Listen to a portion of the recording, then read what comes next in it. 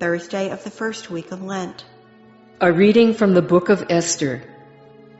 Queen Esther, seized with mortal anguish, had recourse to the Lord. She lay prostrate upon the ground, together with her handmaids, from morning until evening, and said, God of Abraham, God of Isaac, and God of Jacob, blessed are you. Help me who am alone and have no help but you, for I am taking my life in my hand. As a child, I used to hear from the books of my forefathers that you, O Lord, always free those who are pleasing to you. Now help me, who am alone and have no one but you, O Lord my God. And now come to help me, an orphan. Put in my mouth persuasive words in the presence of the lion, and turn his heart to hatred for our enemy, so that he and those who are in league with him may perish. Save us from the hand of our enemies.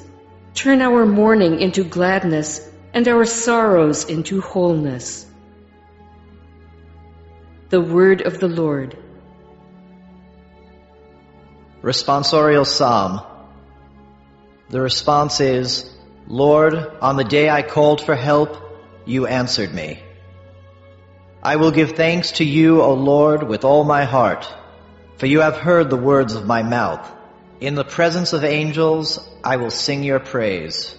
I will worship at your holy temple and give thanks to your name. Lord, on the day I called for help, you answered me. Because of your kindness and your truth, for you have made great above all things your name and your promise. When I called, you answered me. You built up strength within me.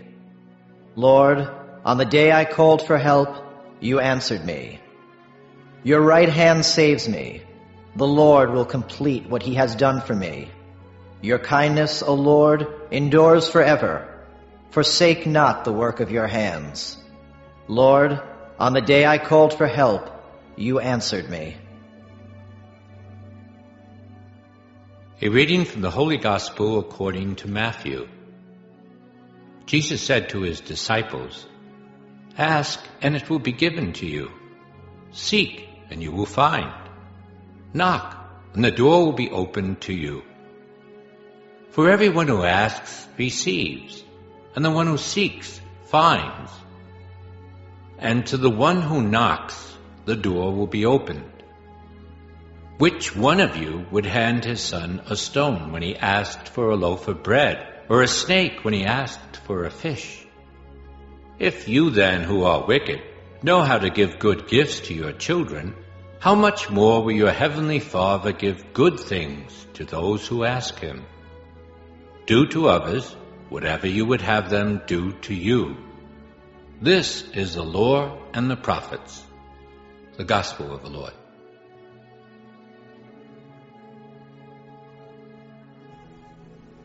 March 9th, Thursday of the first week of Lent. The first reading comes from the book of Esther, c. 12, 14 to 16, and 23 to 25. Now that odd designation C refers to the fact there are various versions of the book of Esther that are circulating. So this is from a part of that book, which is called C. Queen Esther turns her needs over to the Lord because she realizes that everything is going wrong. The people of Israel are going to be massacred, and they have no strength of their own. So she calls upon the God of Abraham, God of Isaac, and the God of Jacob. God had made promises to the chosen people. She's calling upon God to fulfill them. Just as the people in the time of Esther heard that God had treated their forefathers, so he must treat them today. Because their enemies are very strong. They don't have a chance of succeeding. And so she comes to God as an orphan. Now technically she was an orphan. She was adopted by her uncle, Mordecai. But also the whole people of Israel are orphans. They no longer have mother or father because God has turned away from them. And so she asks God to turn back. The Gospel is from Matthew 7, 7 to 12. Ask and it will be given, seek and you will find, knock and the door will be opened. That God is ready to listen to our prayers and respond in the most loving way possible. In fact, even though human parents sometimes respond in an inappropriate way, God would not do that. Now, what is the most loving way possible? It doesn't necessarily mean that we get a yes for all our prayers. We might pray to win the lottery, but God sees that that would be terrible for us, that it would mess up our lives. So, as an act of love, we don't win the lottery. We might pray to be delivered from cancer, and God says, no, the most loving thing for you is if I were to meet you on the cross. He will give us the most loving answer possible, but we should turn our needs over to God. Not that He doesn't know them, but that the act of turning them over is an act of love and trust, and that is already powerful. And then the gospel passage is concluded with a wisdom saying, do to others what you would have them do to you, a form of the golden law. This was a prescription that was found in many different religions in the ancient world, and it's still true today. Do to others what you want to have done to yourself. Treat them with kindness, treat them with goodness. And may God bless us.